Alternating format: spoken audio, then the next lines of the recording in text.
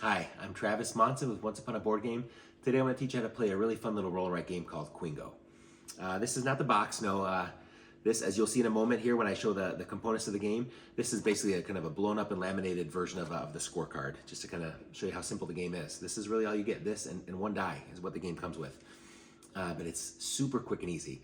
The rules say that it plays from 2 to 5 players and games last 10, 15 minutes. They're super quick and easy. But I'll come back on the final comments with the thought that you don't need to be limited to just 5 players, and I'll explain what I mean by that and how we've done it, along with kind of a fun little variant rule that we like to do. But it's been really fun and easy, and we've introduced this to groups of all size, all ages, and everybody has really enjoyed it. It's a really fun. It's surprisingly fun for how simple of a game it really is. When you hear the rules, you're like, really? That's all you're doing? How could that be fun? But it really is. Let me show you how it plays. Okay, as I said, I'm going to be teaching Qwingo. Now, again, this is not necessarily what you get in the box. I've taken the regular scoring sheet and I've kind of blown it up a little bit and laminated it to make it bigger and easier to write on. But what you're going to get in the game is basically just a pad of score sheets and a die that has a bunch of different food symbols and a lightning bolt, which is the wild. The food symbols correspond to what you see across the top of the board here, with bananas, a cup, a donut, a watermelon, or an ice cream cone, right? So how does this game play? What are we trying to do? Well, we are trying to be the first person to fill in any one column on our board, okay? And what do I mean by fill them in? Well, on each person's turn, they're going to basically call out a number and roll the die. And whatever number that they say and whatever symbol that they roll on the die, you're going to get the number that they said in that column. And I'll illustrate this in just a moment, okay? When you write numbers into your board, they have to go from low to high. Okay, so the lowest numbers are at top and the highest numbers are at the bottom. And your range of possible numbers that you can call is 1 to 100, okay? And so you're basically just trying to fill in any one of your columns on your board completely in ascending order, so getting bigger as you go down. And the numbers can be anywhere. There can be any number of, however big of a gap between numbers as you want, as long as they keep getting bigger as you go down. And you cannot repeat a number within a given row. Column. You can't repeat a number within a given column. As long as they get bigger as you go down and it's completely filled in, you just win the game, right? The first person to do that's going to win the game. Okay, maybe if 2 people tie, if 2 people finish a column on the same turn, well, look at their second closest to being completed column. Who has more spaces filled in that column. If it's still a tie, go to your third closest to being completed column, and so on. Basically just keep looking at who's completed more row, column by column until eventually there's a tiebreaker. Right? And that's how you determine the winner. Okay? So one last thing you got to do as part of setup. Okay? Each player is going to independently and simultaneously write the numbers 10, 20, 30, 40, and 50 on their scorecard anywhere that they want, with the caveat that you have to put one number in each different column. So I typically do something just as simple as maybe, I'll put a 10 there, a 20 there, a 30 there, a 40 there, and a 50 there, right? Something like that. You can do totally different if you want. As long as you have those 5 numbers, one number per column, you're good. That's all you have to do. Maybe Allie says, you know what? I'll put the 10 maybe one space higher. Maybe I'll do the 20 over here. Maybe she'll do the 30 in the middle. Maybe she'll do the 40 and the 50 at the same level, right? Again, I just smeared the 10. Sorry. Right? So again, that's totally different than my layout, but it's totally legit. It's totally fine because she's got the 5 different numbers, one per column. We're good to go. All right? So once you've done that, you just determine who's going to go first. And that person picks up the die, and before they roll, they say any number that they want, 1 to 100. I say 44, and I roll the die. And I say banana. So all of us will write a 44 somewhere in the banana column. And again, you have to get bigger as you go down. And so you don't know what symbols are going to get rolled. You don't know what numbers are going to get called. So it's totally a guessing game of what you think is going to fit where. So maybe 44, that's just under halfway to 100, so maybe I'll put 44, but I got a 10 there. Maybe I'll leave a little bit more space. So I'll put a 44 right there. 44 there. Allie says she'll do it right there. Okay? Then it's Allie's turn. Allie says 23, and she rolls a lightning bolt. Okay? The lightning bolt is wild. That means every player can choose independently of each other where to put that. So I say, at 23, I'll put it close to my blue 20. Allie says she'll do similar. She'll put it right by her 20. Right? Then it's back to me, and I say 4, right? And I roll an ice cream cone. So I'll put the 4 up near the top. Allie will do similar, right? Allie says 79, and she rolls a banana. So she'll put a 79 maybe down here, and I will do something similar. and so on. You get the gist, right? So you just randomly call out numbers and roll the die, and you put it in that column, okay? Now, let me fast forward really quick to what it's gonna look like and how the game's gonna end. I wanna just illustrate something to clarify one rule as well, okay? Allie, on her turn, she said 24 and she rolled the donut. So she put the 24 there, I put the 24 there with the intent of maybe trying to get a 25. So get something, because I can see that she put the number right by the 30 and I have a space. Because what you can do, if you choose, you can look around the table and see what spaces other people have, because ideally you want to pick a number that suits you and doesn't suit the other player, something that's going to let you put a number but not them. Because then what happened, which is why I turned the camera back on, I said, after she rolled the 24 with the donut, I said 25, and I rolled it, and I got a donut as well.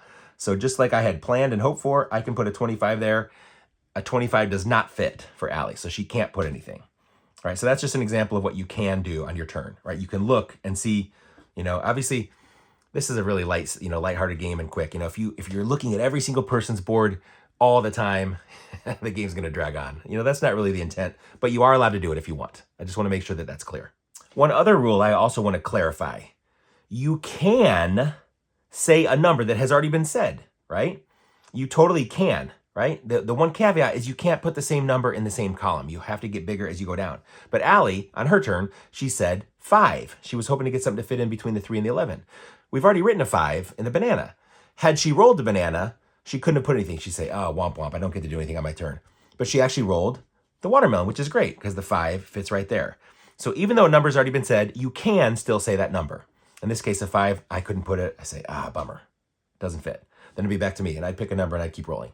So you can say a number that's already been given, but again, if you roll that number, if that same column, you can't put it there, of course, because you have to get bigger as you go down. And other than that, you can pretty much go wherever you want. Okay, we're getting close to the game being over. As you can see, I only have 1 space left in watermelon. So if I can get a number there, I would win the game. Allie, she's got 3 spaces still, so she wants to try and get those watermelon spaces, and she sees that if she can put a number between 50 and 76, it wouldn't fit on my board. So Allie says, she doesn't want to say 51 or 52, because if she says those numbers, she wants to still be able to put it in a different column.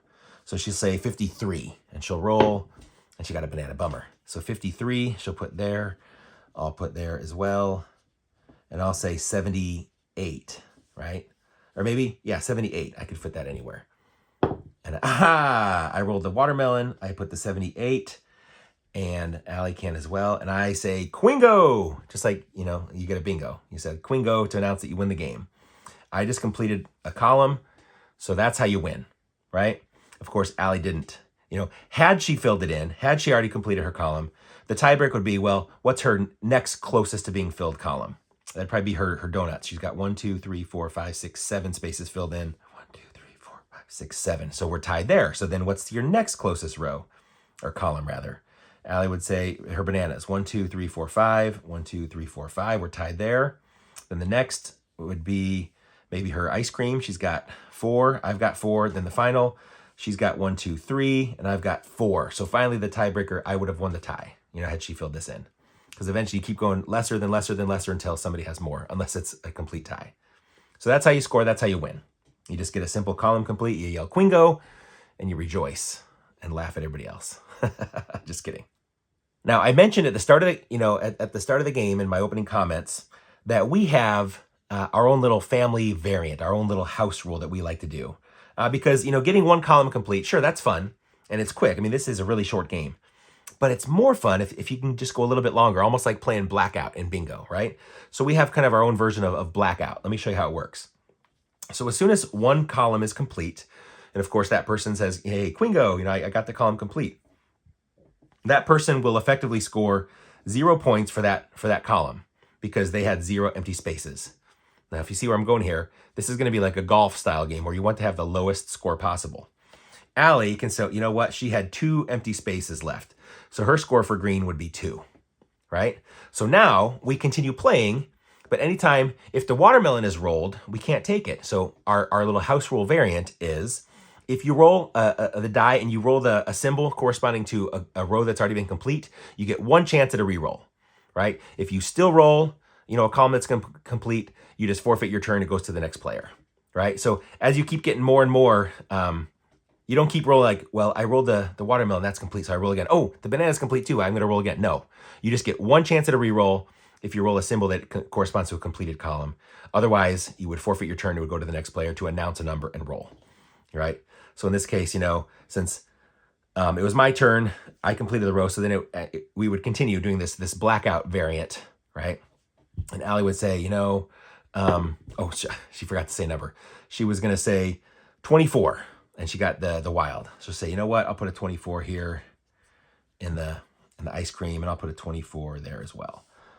So I say 32, and I roll the donut. So I can put a 32 there. So can Allie. Allie says 54 and rolls a watermelon. Watermelon's already taken. So she gets one chance at a reroll. 54 is still her number. She rolls, hey, the donut. 54 works. She can put a 54 right there.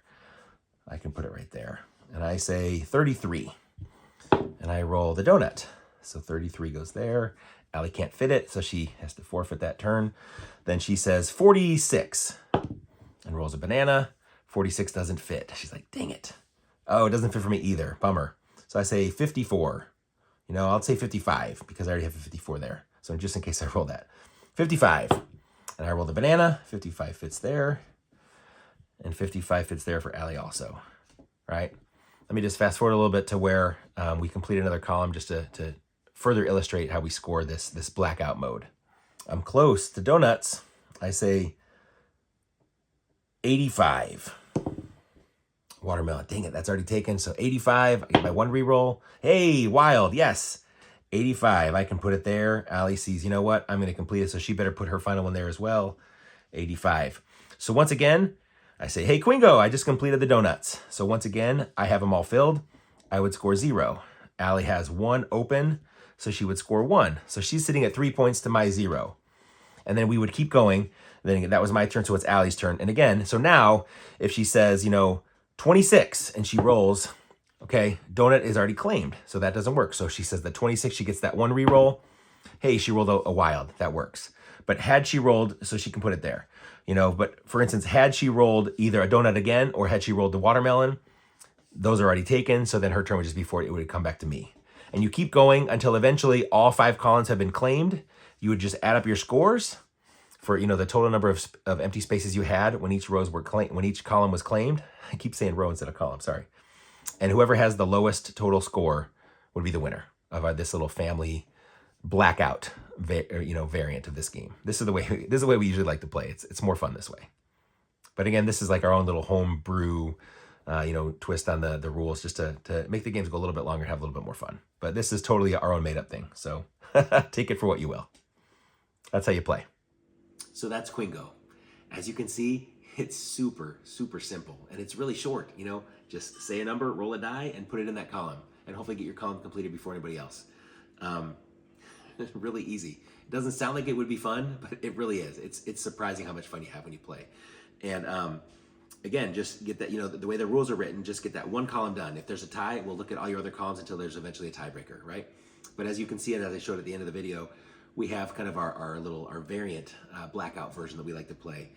And it makes the game go just a little bit longer, not much, just a few minutes longer, but it's a lot more fun. It gets a lot more competitive. And it's just been so fun. And like I mentioned up front, how you don't need to be constrained to play with just up to 5 players like it says in the rules. Literally, you can play with an unlimited number. We've played with groups as big as 16, 18, maybe 20 people, and there's no reason why that doesn't work. I mean, again, I think it's because the rules want you to have control over what number is the one that's mentioned, the number that you're going to be writing down, right? So with a smaller group with only up to 5 players, you get to be the one choosing the number more often. When you're with a huge group, you may not be the one that gets to call the number out, but you still can write something down. And so as long as you don't mind, not getting quite as many turns where you're picking the number, you can really play with an unlimited number of players. And we've certainly done that. We've played with huge groups and it's worked really, really well.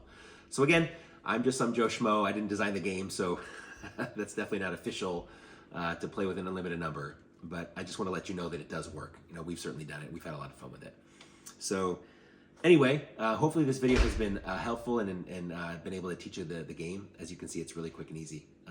Little kids can play it just as easily as adults. It's really fun. It's one of our go-tos that we bring all the time with us when we go on trips.